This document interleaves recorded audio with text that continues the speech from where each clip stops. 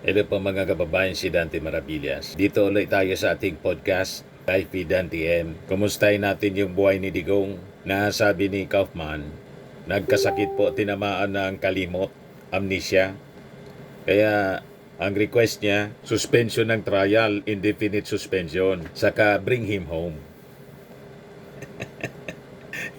Pero mga kababayan, binuking si Kaufman uli ni Sara Duterte ngayon. Ano? Pinahamak na naman ni Sara Duterte yung kanyang tatay. Sabi ni Sara kanina, na interview ng mainstream media sa pag-defend niya ng kanyang budget, OBP budget. Sabi ni Sara, he's okay. Sara Duterte says, Dad, Rodi talk about politics, flood control, even his love life. Diba? Basag yung alibay ni basag yung alibay ni Kaufman. Hindi mapigil po sa kakadaldal ni Sara. Hindi mapigil ni Kaufman. Sinabihan na huwag magkikwento. Kasi iyon po ang magiging alibay para pagbigyan po yung suspension na ang objective talaga po. Hindi mayarap sa trial si Digong kasi baka umamin.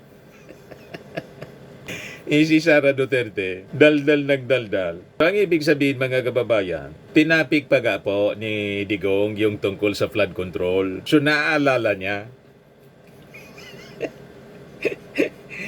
Napanood siguro kasi may telebisyon. So naalala niya yung kanyang mga napanood. Yung issue sa updated po sa issue sa flood control. Pati sa politika.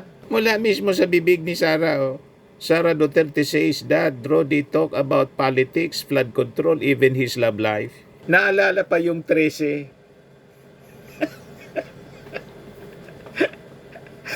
O di ba? Malamang hindi lang yung nanay ni Sara, si Elizabeth Semerman, or si Hadilet. Hindi lang yun ang naalala, abanse niya, kundi yung sinabi, binulgar ni proud na proud si Pulong. Sa pagkakaalala ko niya, pagkakaalam ko, mga 13 sila.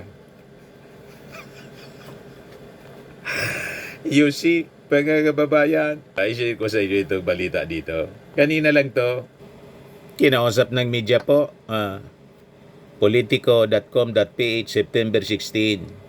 Yung pagpunta niya sa Congress kanina para i-defend yung budget. In an interview on Tuesday, Duterte disclosed that they talk about politics, flood control issues, in his love life. Tumawag siya last Friday, last Friday pala. It's okay, said Duterte in response to a question from the media after the House Committee on Appropriations terminated a briefing on the proposed budget of the Office of the Vice President. Nag-usap kami ni former President Duterte about politics, nag-usap kami about flood control, nag-usap kami about love life. So malinaw na nagsisinungaling yung abogado. So, nakakuha na naman po ng magandang argumento yung sa prosecution panel na wag dapat pagbigyan yung request ng abogado ni ni Digong, si Kaufman, kasi kasinungalingan lang po. Hindi totoo na si Digong is suffering from cognitive deficiencies. Naalala pa nga yung love life.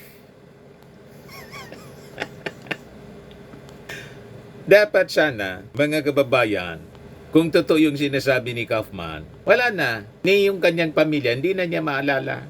Naalala pa nga yung number ni Sara Duterte. Si Digong yung tumawag. Tumawag siya last Friday. He's okay, said Duterte in response to question from the media. Nag-usap kami ni former President Duterte about politics, nag-usap kami about flood control, nag-usap kami about love life niya. Last week, Attorney Nicolas Kaufman told the ICC that his client, former President Duterte, is not fit to stand trial and is suffering from cognitive deficiencies and is unable to recall events, places, and even members of his close family in defense team. O diba, mga kababayan, tama yung ating duda. Alibay lang po, napakababaw na alibay. Ang ginagawa ni Kaufman, ang problema, yung alibay niya, yung pagsisinungaling, hindi coordinated kay Sara. Or si Sara, mga kababayan, talagang natura niya yung hindi mapagsabihan. Mahilig magyabang, mga kababayan. Kaya yan, hindi na niya ito mababawi. Malinaw na malinaw, mga kababayan, na nagsisinungaling yung abogado, pati si Digong. Di ba? Kinonfirm ng kanyang anak. Tumawag si Digong. Hindi man yung si Sara yung tumawag, si Digong yung tumawag sa kanya yung Friday. Nagkwento pa tungkol sa kanyang love life, flood control, projects, pati politika. Yan sabi ng mga nag-react dito, great. Sabi ni Gabi Born, great. That means he can stand trial. Sabi ni Blessy, sabi ni Kaufman, di daw fit. Ngayon, sabi naman ni Lustay, okay na okay siya. Sabi ni Harry Minerales, family of pathological liar. Sabi ni Angie Gaitan, sabi ng abogado, hindi makaalala ang tapos ngayon maalala siyang tawagan. Kawawa naman abogado na yon. Ang mga sinasabi ng anak, magagalit laban sa kanila ng ama. Sabi ni Cute, galit si Kaufman yan. Sabi ni Dodong Saging, is now fit for trial. Sabi ni Ulong Jan, so sinungaling pala yung abogado niya. Mana sa client niya. Sabi ni Jinjin, kala ko, hindi na makakilala, another bodol, 101. Ito, drinamatize ni Diyos Gumarang. Sabi ni Kaufman, my client, Mayor Rodrigo, is not fit to stand trial due to his unstable mind. Hindi unstable mind, kundi cognitive deficiencies daw. Sabi naman ni Inday, nagpapauto na naman kayo. Tumawag sa akin tatay ko, okay raw siya doon at marami siyang naikwento sa akin, pati love life niya. Sabi ni Basti, kidnapping yung ginagawa nila sa tatay ko. Nilaglag na naman po. Pangalawa na to. Nilaglag ni Sara Duterte. Yung mismong kanyang tatay at yung defense ng kanyang abogado. Talagang nakakatawa itong si Sara. Kanina nga, mga kababayan, doon sa hearing, tinatanong lang ni Tinio. Binabanatan daw siya. Tinatanong lang, banat agad. Yung pagtatanong po, napakaganda ng tanong. Legitimate yung tanong. Siyempre, kailangan ipaliwanag niya yung mga pinagkakagastahan niya. Kasi umiingi siya ng budget. Mabuti nga, tinerminate, approve. Approve na yon sa plenary. Malamang, depende.